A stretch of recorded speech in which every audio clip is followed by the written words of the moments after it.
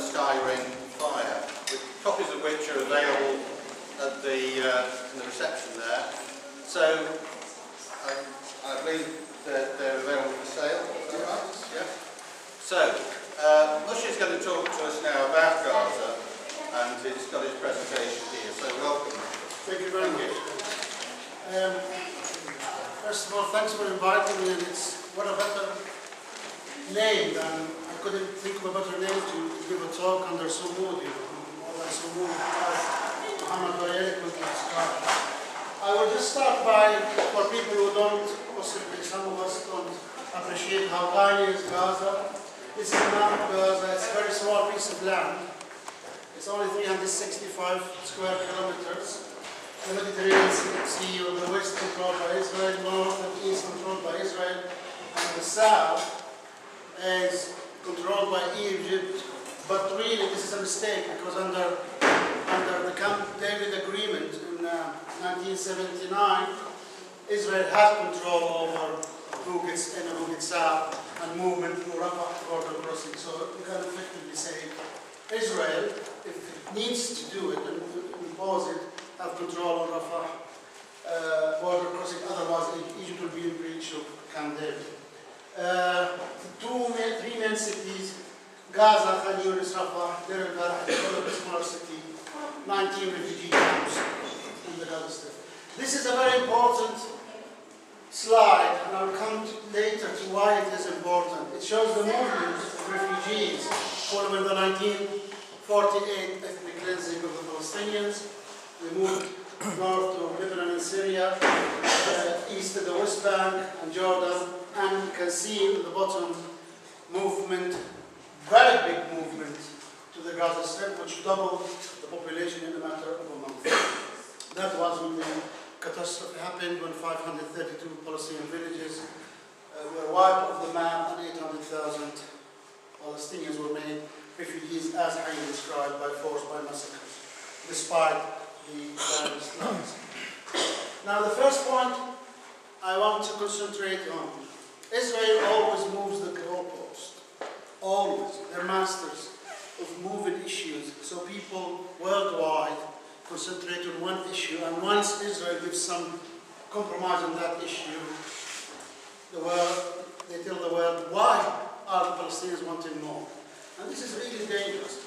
I come from Gaza, I come from Khan Yunis myself, and there isn't a place that's more dear to my heart than Gaza, but this is extremely dangerous because the issue is not Gaza. Gaza is only a tiny little place in Palestine.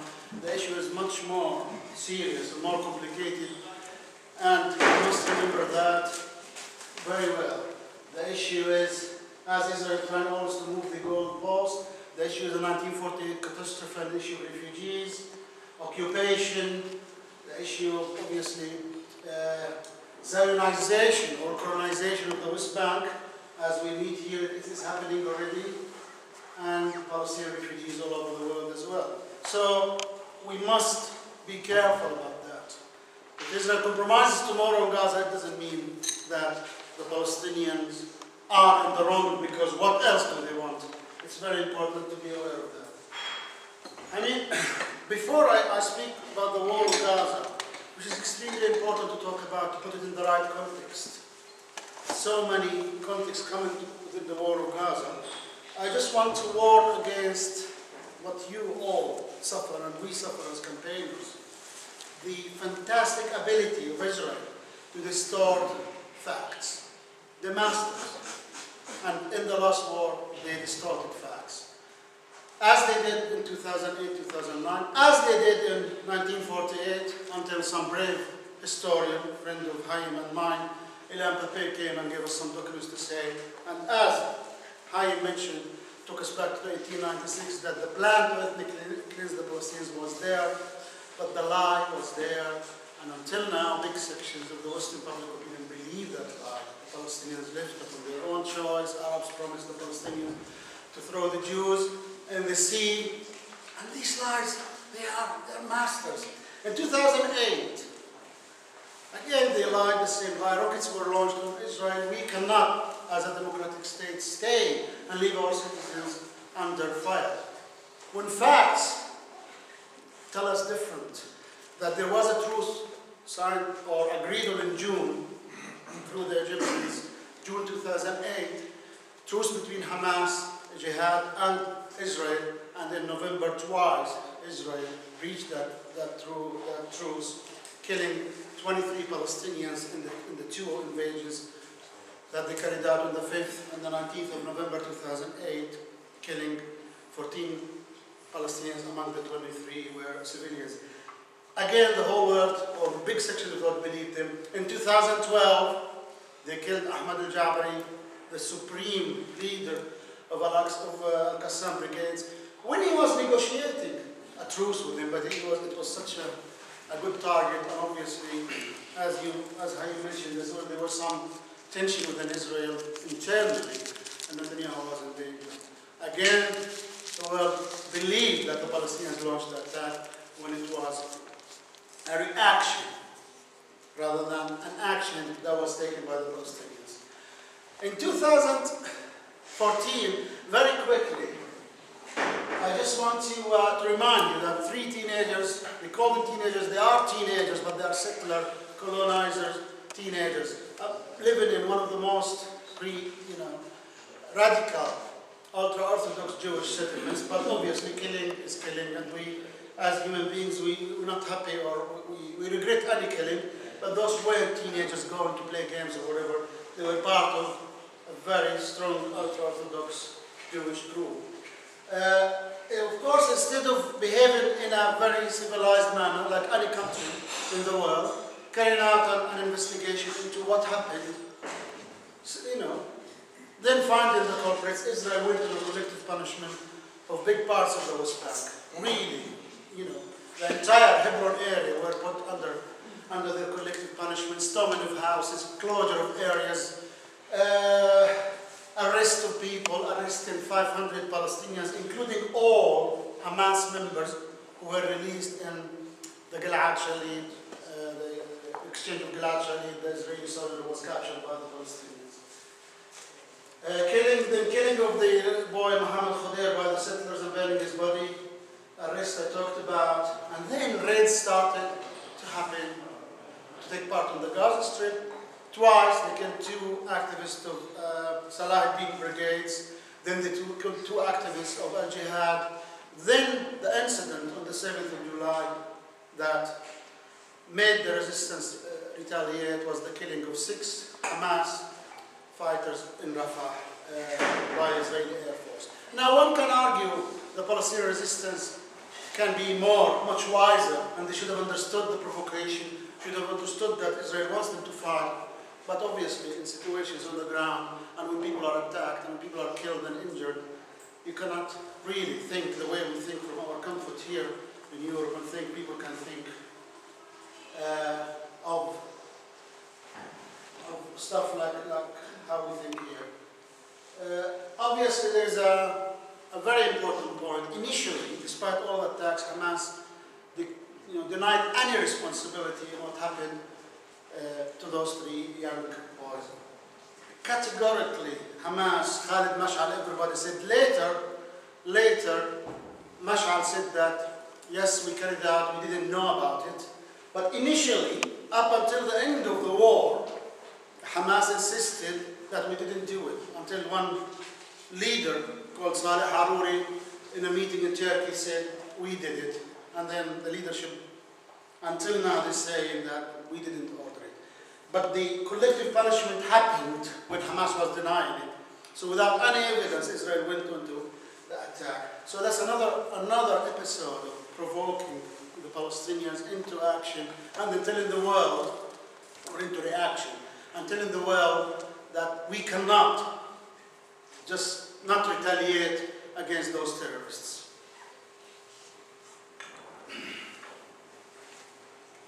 Yeah, I will move to putting the Gaza war or wars into the right context and ask a major question. Were war crimes committed?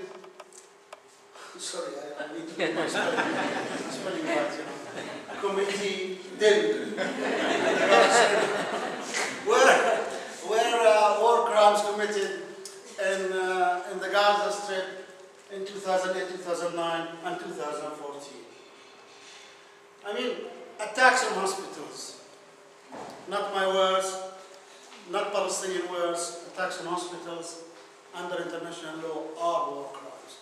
And Israel in this war attacked al-Farra Rehabilitation Hospital, complete destruction, and surprisingly, al-Musheir Center for Disabled Children in the north of the Gaza Strip, and of course the scandalous attack on Al-Aqsa Hospital in Deir al-Balah in the middle of the Gaza Strip.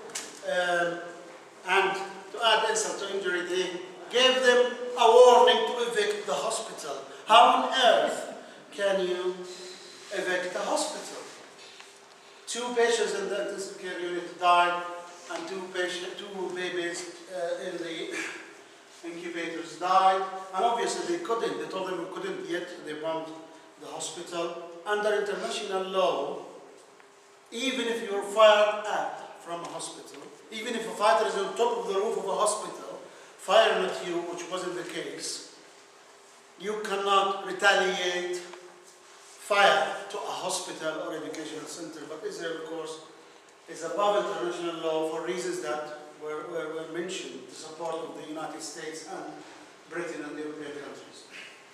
36 ambulances were destroyed and 23 paramedics were killed. History repeats itself. This is Al-Quds Hospital in Tel El-Hawa. In 2008, 2009, that's how the hospital ended.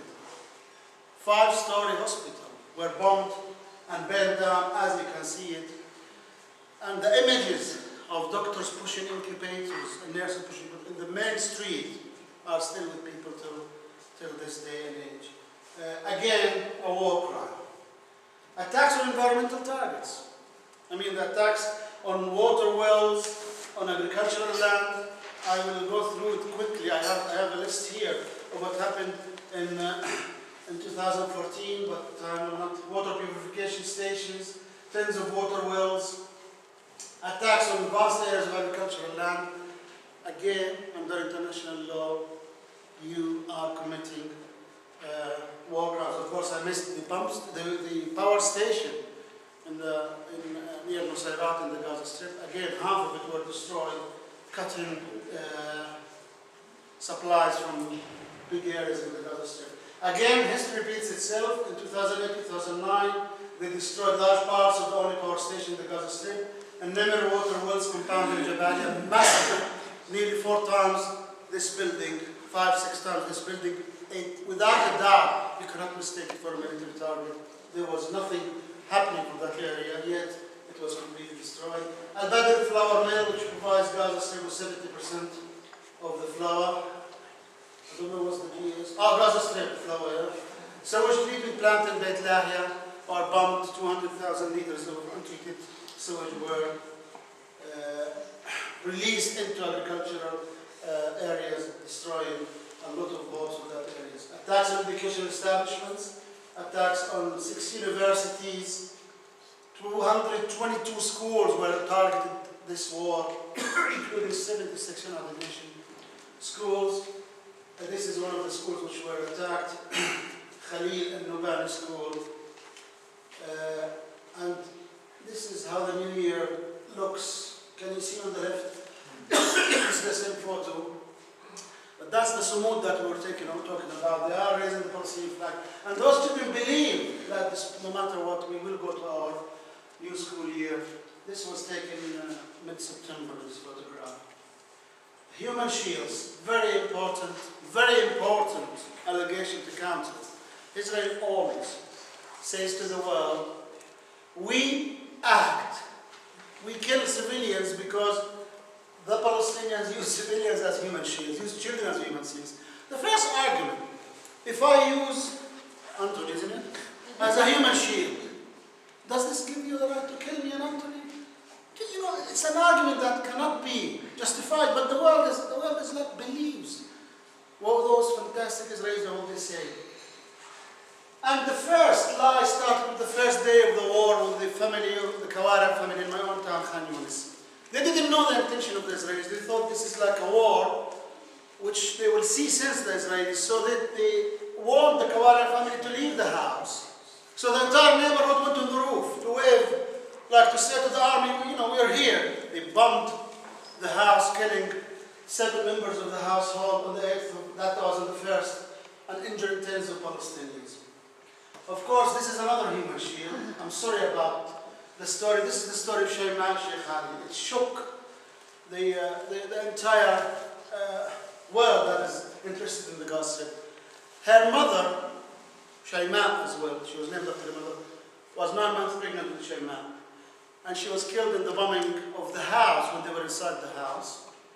In the hospital, doctors found some movement, so miraculously they got Shayma alive. And the entire Gaza Strip, Palestine, everybody was so jubilant that Shayma survived 4 days later as a result of the bombing of the power station and lack of supply.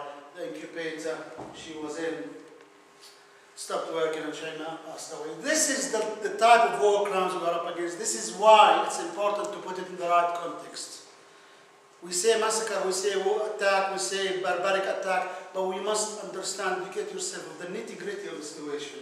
And to shock me more, these are the names of 10 women and their unborn children killed inside their houses by the Israeli, the only ethical army in the world, or the most ethical army in the world. Those are the mothers, 10 of them who were killed.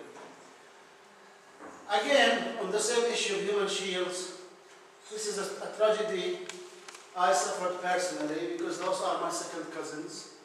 The youngest of them was Lujayn in the middle, and her brother Abdurrahman. And 9 members of my family were killed while they were sleeping. The first drone attack happened when they were sleeping. Not being used as human shields when they were sleeping.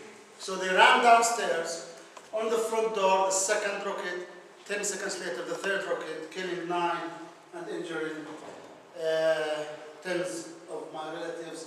Among the dead, 3 exceptional children. Yara, 8, first in her class 3, 2 sisters and a brother.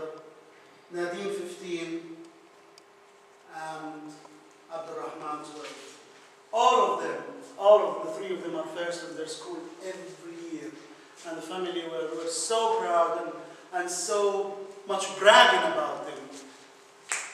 Gone like that. Their future, their present, and their memories are still there. Nadim was a singer.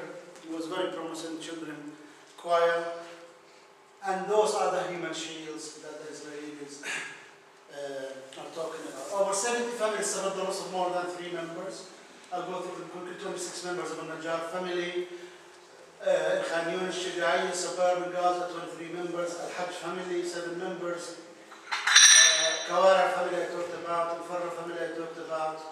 Al-Kilani family lost 12 members. Just to try to kill one leader of Islamic Jihad. They bombed an entire building, 14-story, killing this whole family, 12 members.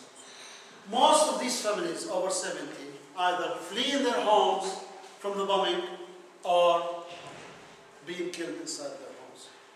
Ahmed and Farid Khalil from the Musheir refugee camps, brothers of my very good friend Hani, they went to their parents' home to hide from the bombing.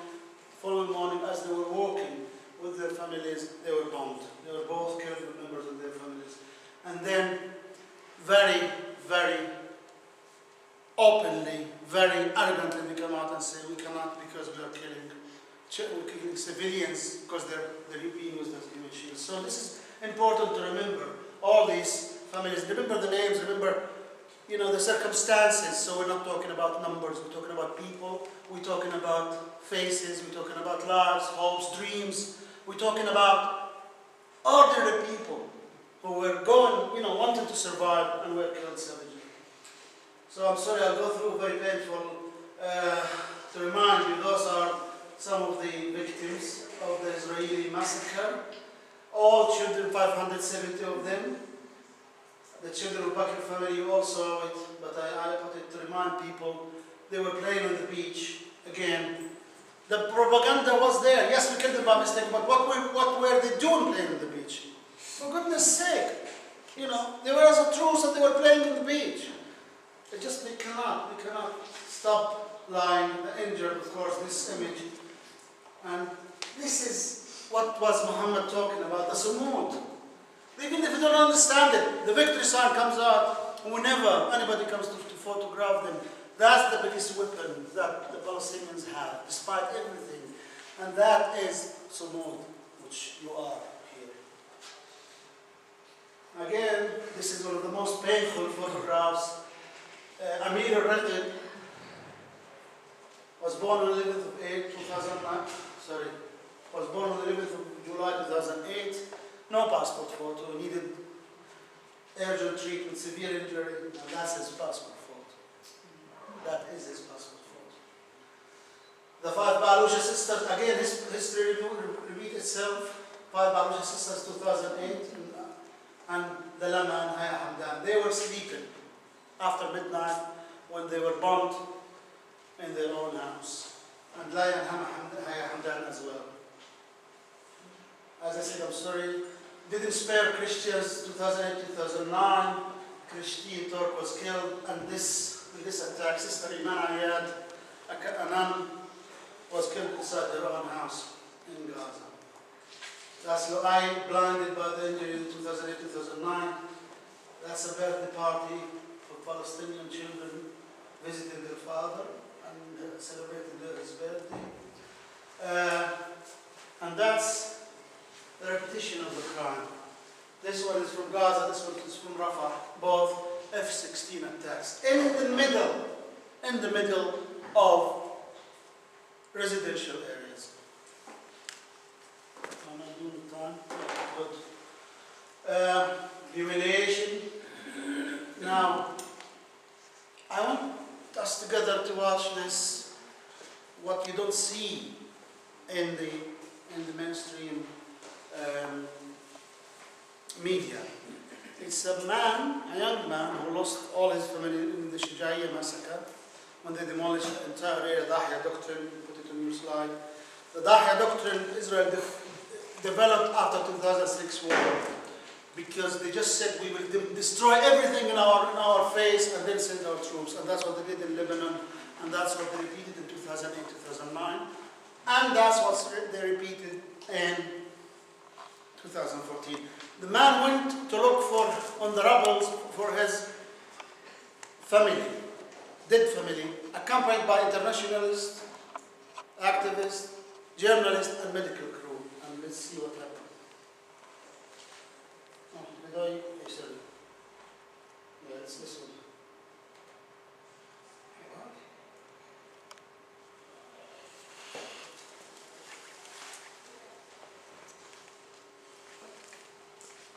Where's that?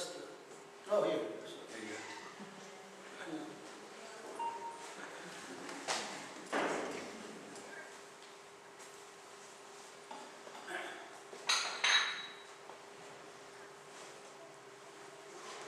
This is the Shujaiya after they destroyed it. You can see the level of destruction.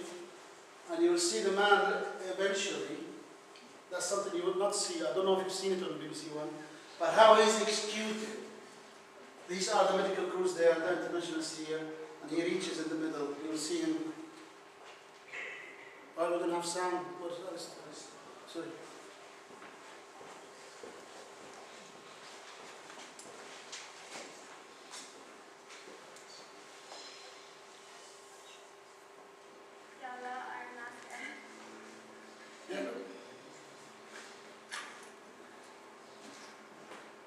انا ما فيش اصابات هنا. لا انت هيك بتتحرك بتقولنا رسمي. انت هيك ما في حاجه بتتحرك قاعد بتقدر في المكان. ماخذ راحتها. دبابه ولا يا مدير يا مدير. That's the first bullet. تقدر تتحرك انت؟ That's him.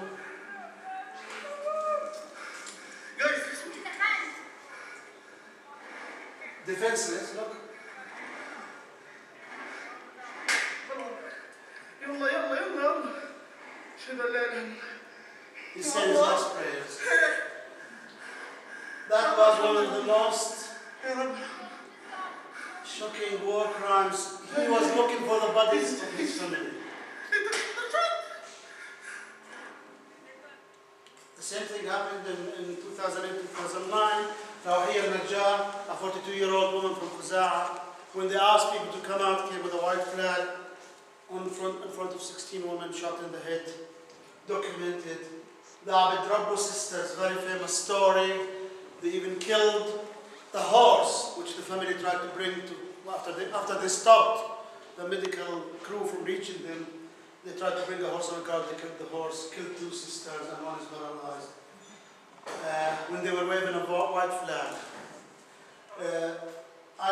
It's very important as well to see this video. It will not be as long as that one. They give 10 minutes warning, people run away. 10 minutes to take everything, all your belongings. This is the Novel family. The Novel family in Gaza. After they evicted 10 minutes, that's what happens. The drone hits.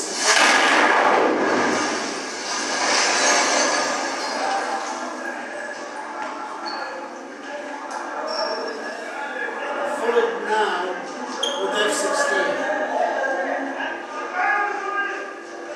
How can you evict a house in 10 minutes?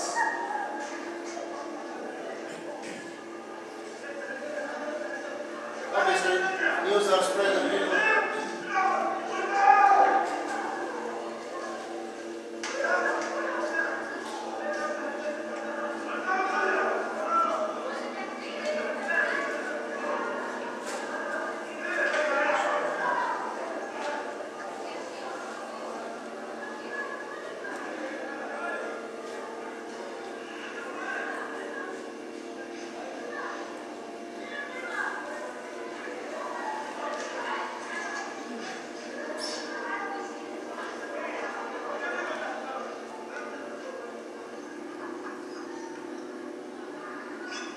Any minute now, there's that's another hundreds of houses. So that's a little bit of and then they moved towards the end of the war to, as Hayy mentioned, to break the Palestinian resolve, because the resistance kept fighting. They went for the entire, like as they did in Lebanon and Beirut, they destroyed tens of buildings. They started with Gaza, and that was one of the biggest towers in Gaza, called al-Farra. Again, they gave them 10 to 15 minutes to evict the entire building. This is it.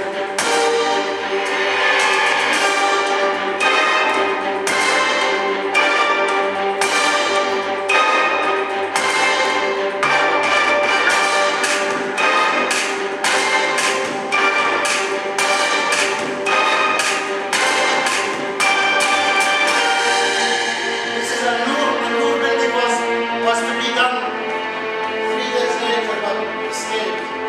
You can see. So they started with this. They did the Italian tower. They did al-Basha tower. They did 5 or 6 towers in the last 2 or 3 days of the war. This is quickly general pictures of Shuja'iyya and how the Dahiya doctrine, developed in the Gaza Strip. Civilians under attack in 2009. Earthquake. They said that some areas in 2008, 2009 looked as if it's been hit by an earthquake, and I just couldn't find more photos to describe that earthquake than these. Obviously, Palestinians are moved for numerous times to tents, then wherever. Again, this is. I will just show a little bit Khuza'a area and how they destroyed it. You can see the destruction. I'll move quickly. This is an aerial view of Beit Hanun. Look what they did to Beit Hanun. This is the level of the crime. That's what we don't see in photos. You can see how they went through houses.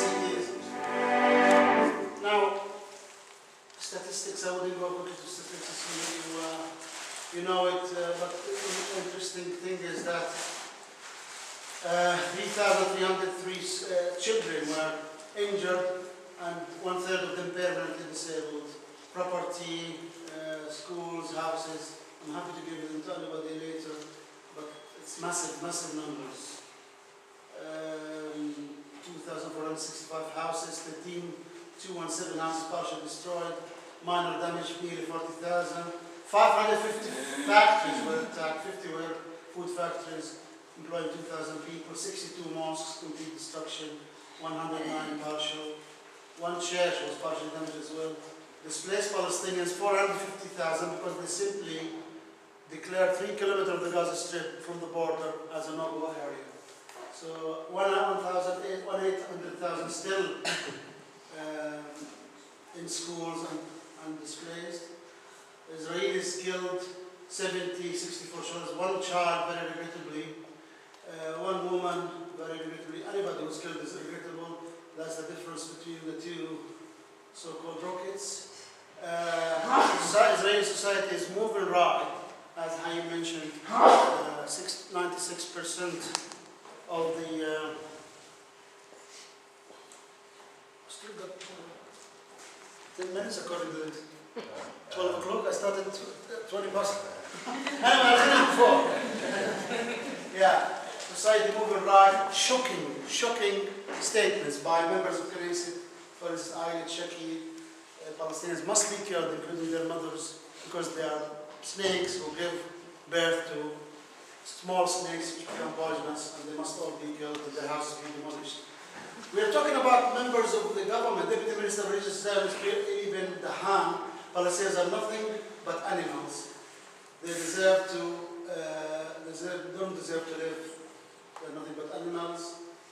The Israeli Deputy Speaker, Musheir, Figlin, all Palestinians to be expelled from Gaza openly. Mordechai Kedar is a professor advisor to Benjamin Netanyahu, came out with the most shocking statement that because the Palestinians care about honor and familiarity, we must rape female members in front of the activists so they stop attacking Israelis. Obviously, this deployed, destroyed, enjoyed Gaza 2014. How can anybody wear a shirt like that? That's what we are facing. As Haim said, 96% voted for the war. I don't know what that said in Hebrew, but I believe it's. Can you tell us? Every Arab mother should know that the destiny of her son is in her hands. Yeah.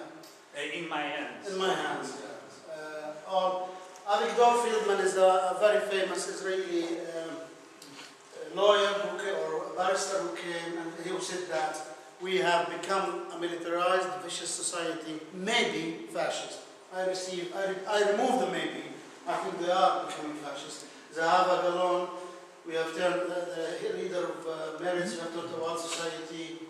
Amy Ayalon came out with the most surprising, important statement. Amy Ayalon, for people who don't know, was head of Shabak, master torturer of the Palestinians, basically. Somebody who was a criminal, but he said something that I never expected him to say.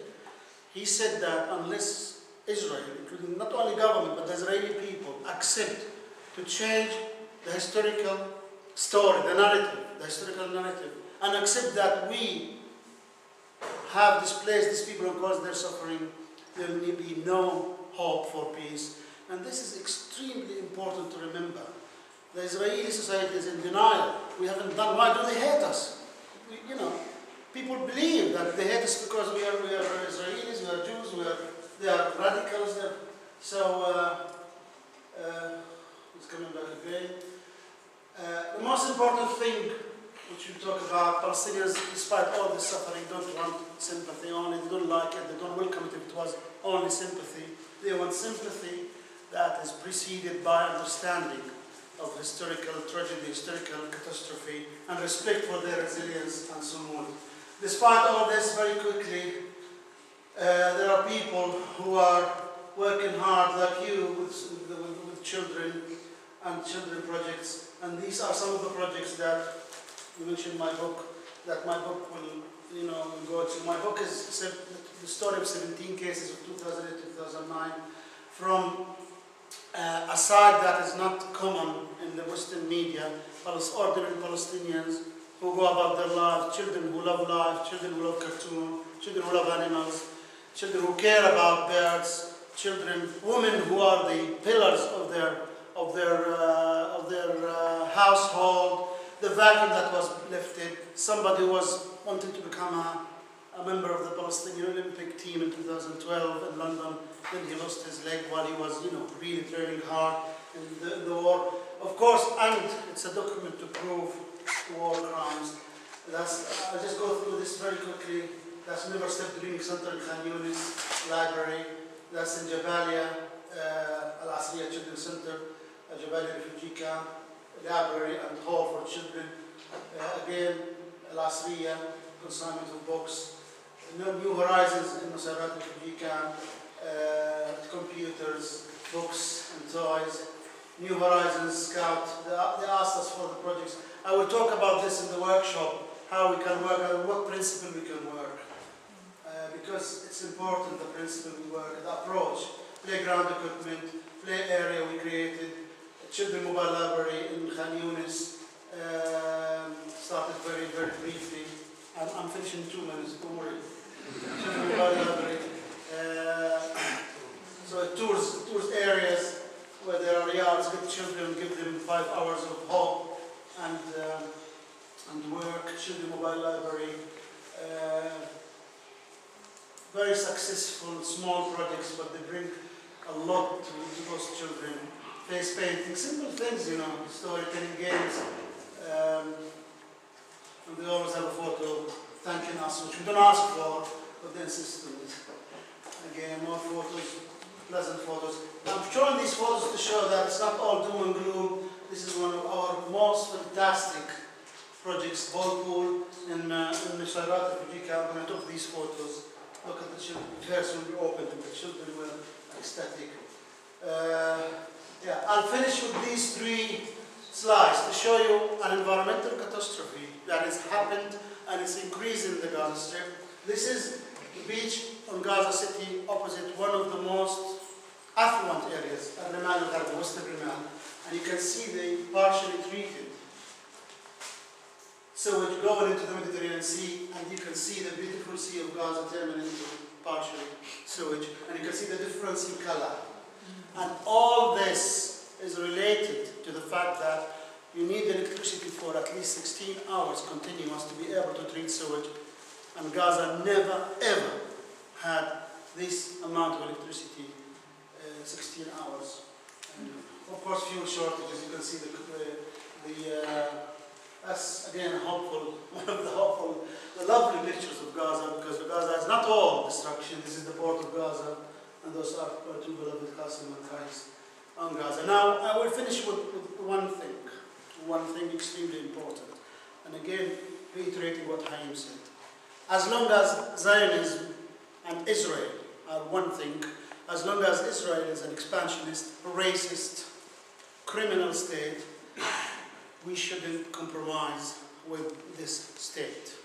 As much as we didn't compromise with the likes of South Africa, Rhodesia, or any criminal state in the world, we shouldn't shy away from saying clear and loud, with our heads held high, Israel is a criminal state, and unless it stops this criminal state, there is no compromise, and the only way forward is support the Palestinians' resistance, resilience as well, Sumud, to resist this very criminal state. And in the words of Edward Said, why Palestine? Because it's 3 things. It's a noble cause, it's a just cause, and it's a human cause. Thank you very much.